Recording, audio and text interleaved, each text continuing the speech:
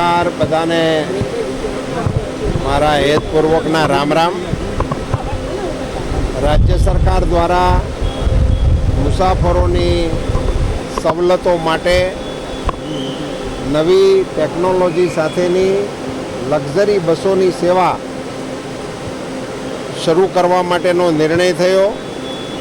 અંદાજે 100 જેટલી નવી બસોનો કાફલો વાહન વ્યવહાર વિભાગ દ્વારા ગુજરાત રાજ્યના મુસાફરો માટે લેવામાં આવ્યો છે। એ પૈકી મારી જાણકારી પ્રમાણે 25 જેટલી બસો એ આપણા રાજકોટ વિભાગને સોંપવામાં આવી છે। તે પૈકી 7 જેટલી નવી લક્ઝરી બસો જુદા જુદા રૂટોમાં આજથી રાજકોટ વિભાગ દ્વારા સંચાલિત કરવામાં આવી રહી છે।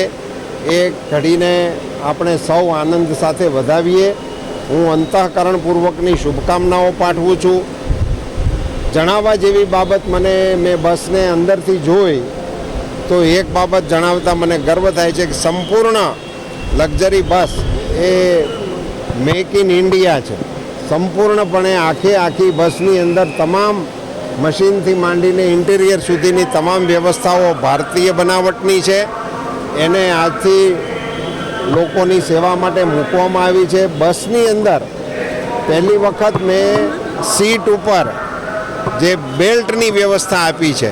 મને લાગે છે કે સુરક્ષાની દૃષ્ટિએ આ એક નવો આયામ પણ આપણા મુસાફરોને માટે ઉપલબ્ધ થાય છે। મુસાફરી કરતા તમામ ભાઈ બહેનોને મારી હૃદયપૂર્વકની શુભકામનાઓ।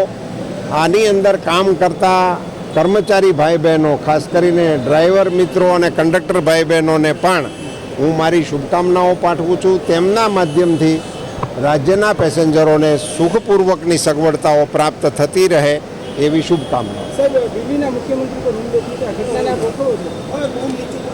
મને એવું લાગે છે કે એ વિવાદને જે પ્રકારની જે માહિતી આવી છે એમાં એ વ્યક્તિ માનસિક રીતે અપસેટ હોય એવું પ્રથમ દ્રષ્ટિએ ધ્યાનમાં આવે છે। એટલે એને મારી દૃષ્ટિએ વ્યક્તિગત દોષમાં લઈ અને આવું થાય એ યોગ્ય નથી। એ વાત તો ખરી જ છે, પણ એમાં કંઈ બહુ પહેલું જે માણસનું વ્યક્તિત્વ જે પ્રકારે જાણકારીમાં આવ્યું છે એમાં કશું બહુ કહેવા જેવું નથી।